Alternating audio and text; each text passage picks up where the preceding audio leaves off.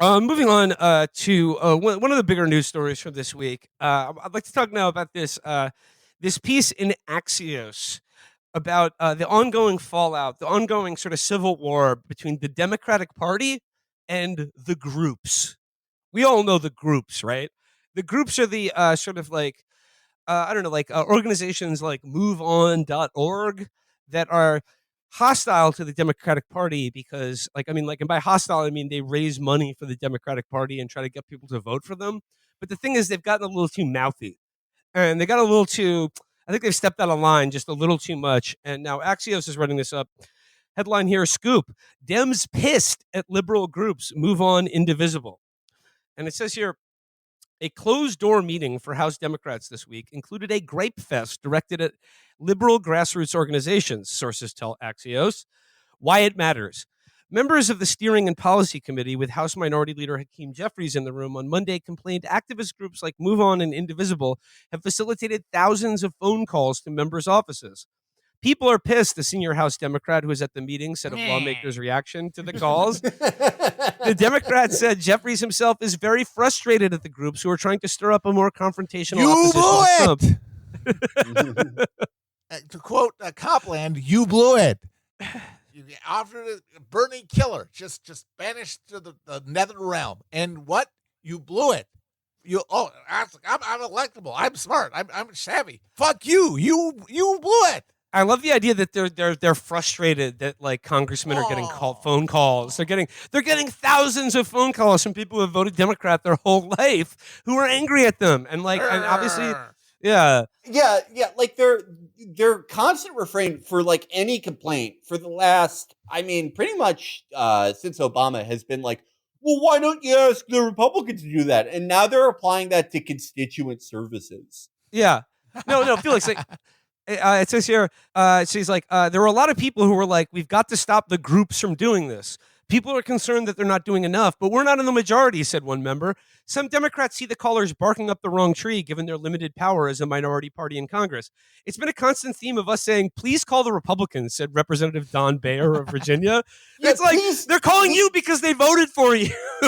Why the fuck would they're like, if they're calling you like, please don't cut my health care, why the fuck would they call Republicans to do that? You're the party that sold them on this idea that you were there to like stop things like that from happening. And now that it is happening, you're like, please stop calling to complain us that it is happening. Wait a second. Were all those donations, were they lying about them being very urgent and how they needed them to hold Trump accountable? Yeah. I can't believe this. Did you see, there was a post that was going around on Twitter about someone who went to this big off-the-record meeting with like groups, basically just like Democratic-friendly groups that are, you know, both community and like nationwide NGOs that basically act as like get out the vote operations for Democrats in election years.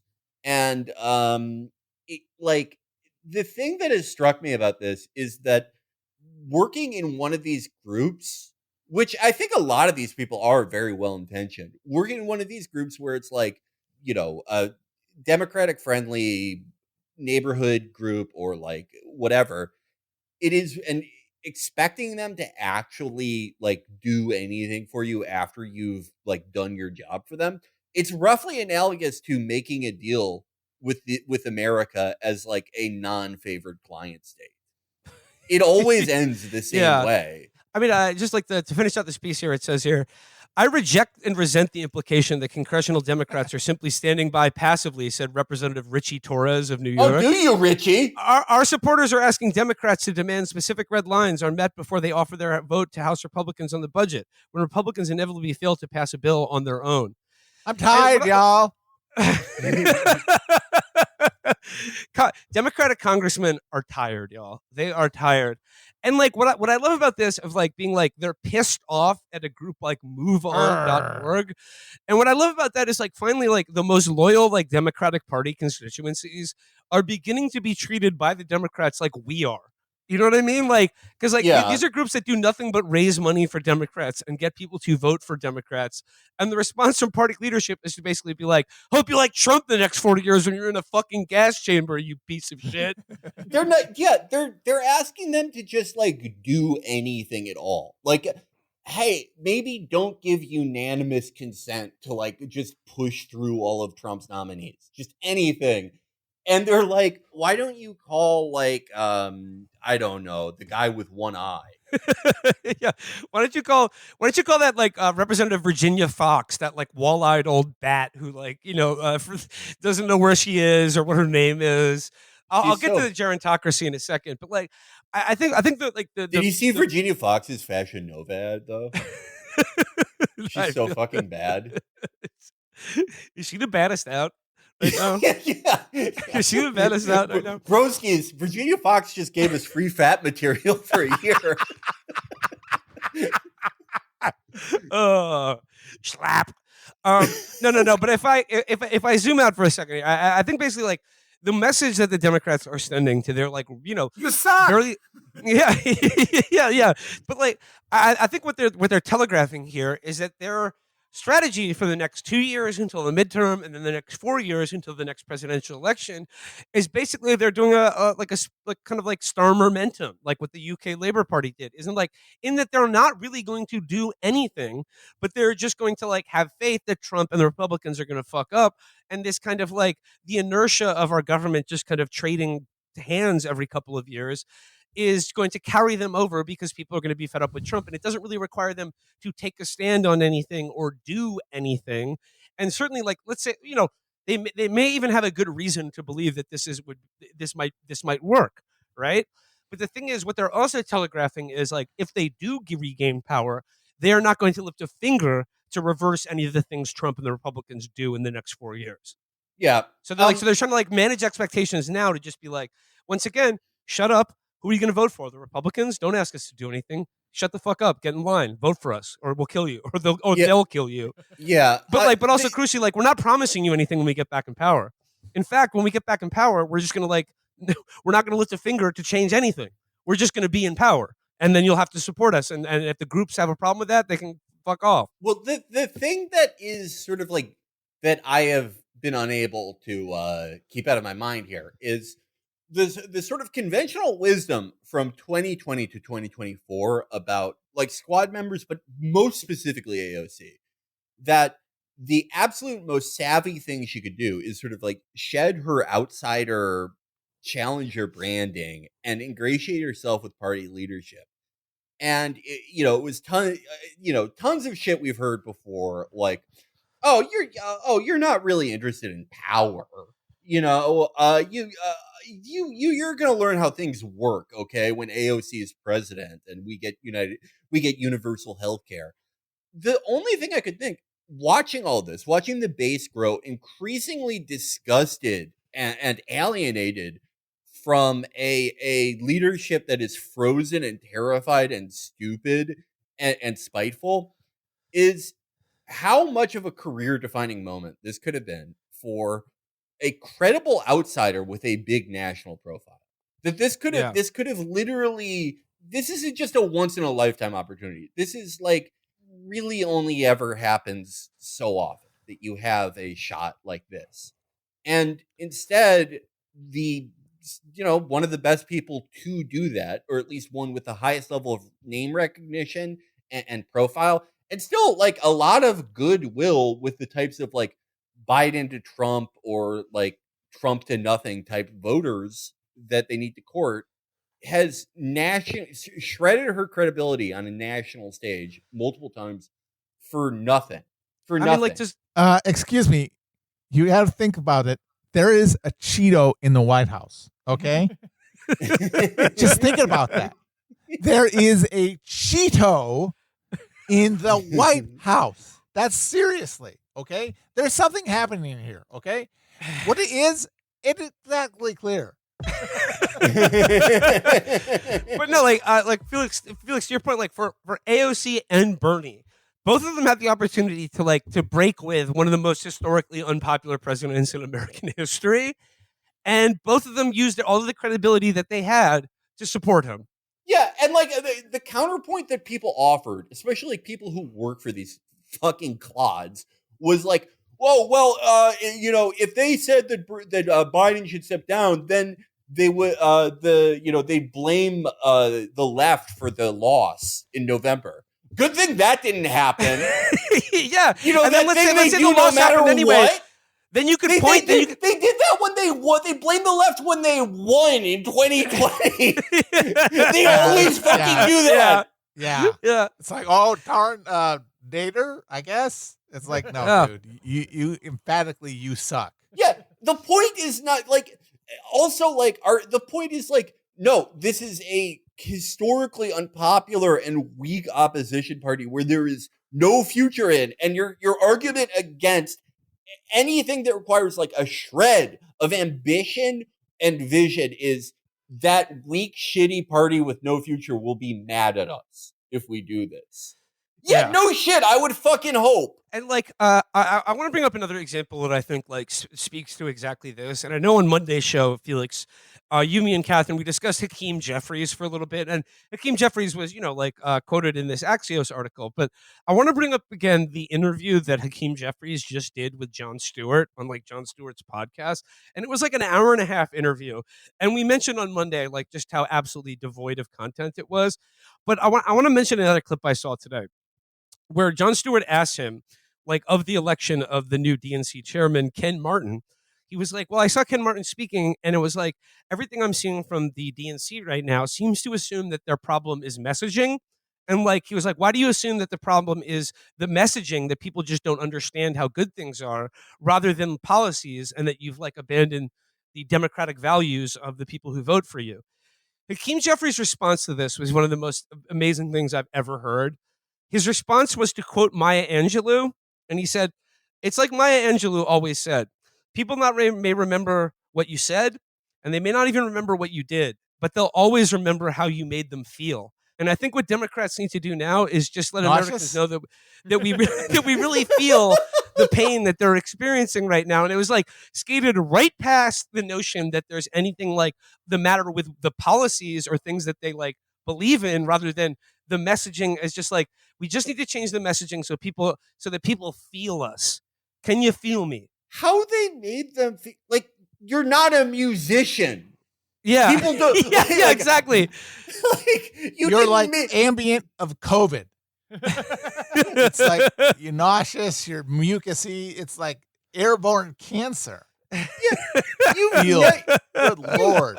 You've never made anyone feel anything except like disgust. Like, do they they really think that like, oh, people are looking to us for like for guidance? I know, Buffalo Springfield. Okay, all right. That's Paul. Okay, but what? Hold on. What if they Vogue? I got my message to all the groups here. Is this time to stop? Hey, what's that sound? Just look what's going down. Okay, just take a look around at what's going down, and then people will start to feel you. And now, and this gets into a point that someone made. I believe they were talking to you, Felix, you and Josh, on Twitter, and they were talking about how like the Democratic Party has internalized this idea that they need to speak to non-traditional media sources or the media at all, period. But the problem that they're running face first into is that there is not a single person in the Democratic Party, with maybe the exception of Bernie Sanders and like one or two other people, who can talk about policy or forget even articulate a vision that I might agree with, who can talk to a person, period, who can hold a conversation with a media interlocutor or like a voter. They just don't know how to speak publicly or to speak in like a conversational format. And that's how you get things like Hakeem Jeffries, who's like run the Maya Angelou algorithm. Like, that is the most amazing thing to me is everyone in Democratic leadership is in fact a worse extemporaneous speaker and just shittier in conversation and really every form of speaking than like the average person. Yeah. Like why did you guys go into politics? Recruit Rock. That solves the problem. Recruit the Rock. Unfortunately, he's a Republican, but he's like, in Butch, whatever. I don't know. Blackmail. I'll say again though, recruit Stephen A. Smith. Yeah. This brother right here is special. The Rock can't even like get people to see the superhero movie Blackmail. Damn, I feel like Black Adam.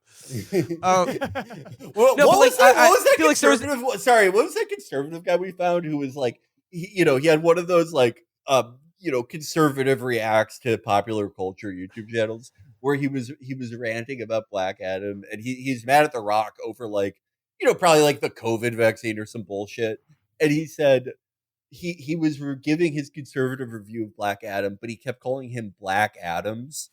And it was clear that he thought Black that Adams. The Rock's character was named Black Adams. I need to find that. It's so funny to me.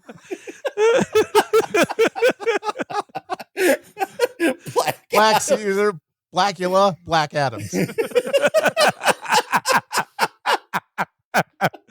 I had a pitch. I had a pitch for refurbishing the images. Call a press conference. The Speaker of the House, just a quorum, and bend down and ask you forgiveness and ritually Bushido. Yeah. Just publicly disembowel. Who would be And who the would page, who, and of course the page just chop it off the head. Oh yeah, yeah, absolutely. You need Like a second. Mishima. Yeah, you need And a of course second. they boxed it. You blew it. Sorry, fuck you. I'm sorry. I'm just imagining Chuck Schumer getting like a knife halfway into his stomach and then just being and then the guy trying to cut his head off misses or something and cuts his arm off or something. Ow. But I mean, like, I think it was in one of the reply to you, and what I'm quoting or thinking about here about the idea that like Democrats, like just as a party, like have abandoned the ability to speak in public. And a point someone made that I thought was a very good one is that speaking to voters or speaking in public is not really their job. Their job is fundraising. And the thing is, when you talk to like donors one on one, like that kind of robotic cant is exactly what they want to hear, and like that's how someone like Hakeem Jeffries can be the most powerful person in the Democratic Party, despite being one of the most singularly uninspiring, unpleasant, and impossible to listen to people maybe alive ever. Yeah, no, that makes a lot of sense. And like, if you look at like Democratic leadership, whether they are like on the older side like Schumer or on the younger side like Jeffries, they, I initially asked myself, why didn't these people pursue a career in like private equity or something if they're this bad in public? And the answer really is they wanted to, but they just either lacked like the force of personality or intelligence to do this in private industry. So they did the next best thing, which is just drinking the backwash of those people in the form of donations to their parties and parties. Well, speaking of the Democratic Party, I feel lucky because like a new Pokemon has emerged, a new Democratic Pokemon, a wild Pokemon has appeared, and it's going straight in my Democratic Party Pokédex. Gotta catch 'em all, gotta catch 'em all. Gotta catch 'em all, Pokemon. Felix, I know you're a fan of this dude as well. Representative Jerry Connolly. Jerry Connolly, who is like Connolly, look, he's kind of cunty. He's skinny. he's like he's the guy who chairs the minority, like the oversight committee that they AOC wanted.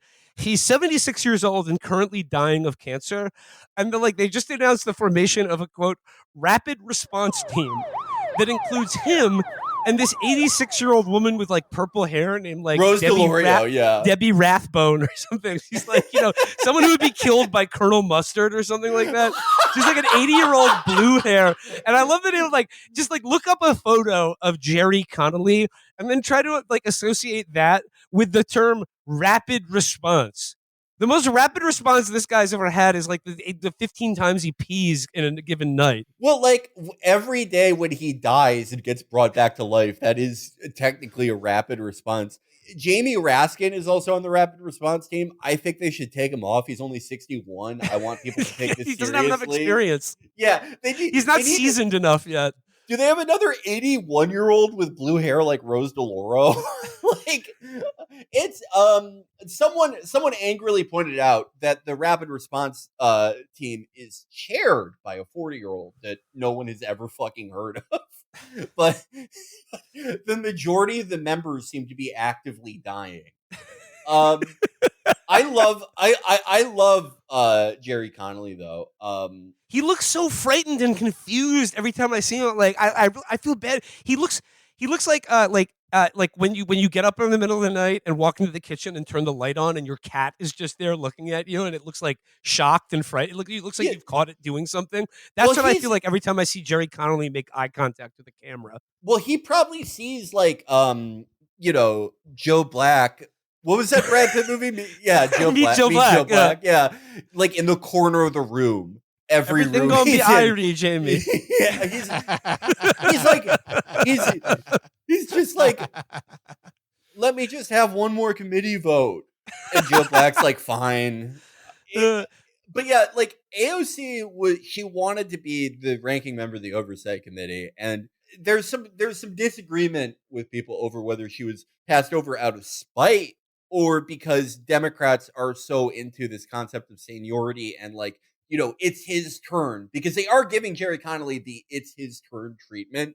This fucking shithead backbencher who's been demonstrating to everyone why he was a backbencher and why it didn't even make the news when he was first diagnosed with terminal cancer. So some of the stuff Jerry Connolly has done as oversight is, that vote that initially everyone got mad at Ro Khanna for missing. Yeah. It turned out that Connolly knew Khanna couldn't make the vote, but he expected the Republicans on that committee to break rank and vote to subpoena Musk.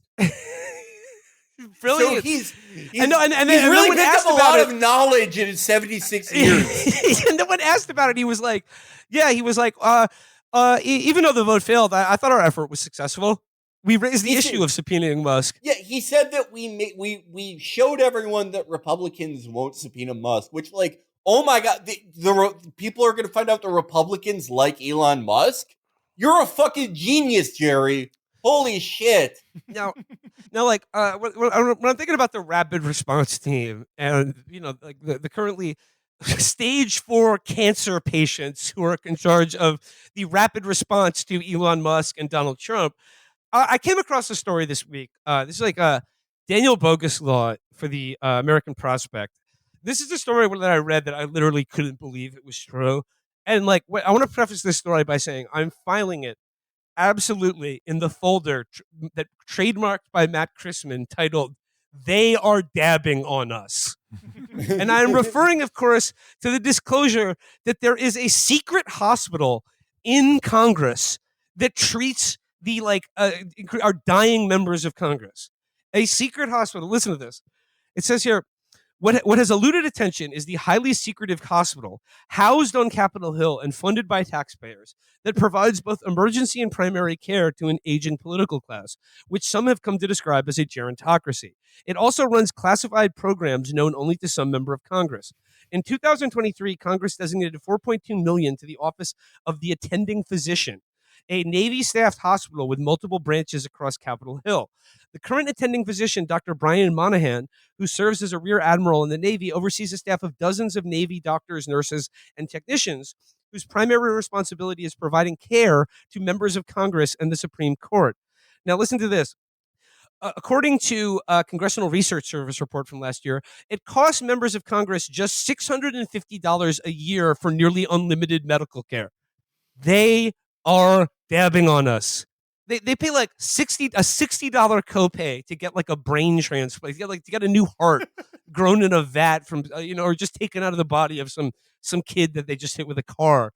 $650 a year to keep these fucking mummies alive.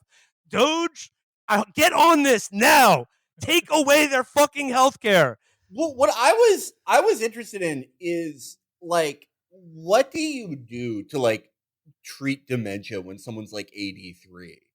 I mean, it is interesting how much this has been an open secret for the last like decade. But it's like, what do you even do? Like, I don't know. I'm not a doctor, but it's like, do you just like, does the doctor go, okay, try to remember things? Like, what can be done? I mean, I don't know, like some sort of like flashcards or something. Yeah. like the movie Memento. You just you tattoo them with their name and address. Yeah. I love it, like the Democrat is like the death grip. Like obviously it's like super unpopular, like the fucking plague, and yet it's like nope, no getting for me. And strategy, what you outflank or whatever. Just wait. Just that solves itself. Don't fear the Reaper. Don't fear the Reaper. Like I said, I would really like Doge to just, I don't know, close this secret hospital. I would do anything to give Nancy Pelosi a United Healthcare plan. Nominated Surgeon General Dr. Kevorkian. Dr. Giggle. It would be funny if they closed that hospital and like John Fetterman just like he just shows up naked everywhere. He doesn't even remember that he likes shorts. The Navy admiral who's like the chief surgeon is like dresses him every day. Yeah. He gives him medical basketball shorts to oaf around in. He's just completely naked every day. That would be nude Fetterman. It was the whiteness of the whale.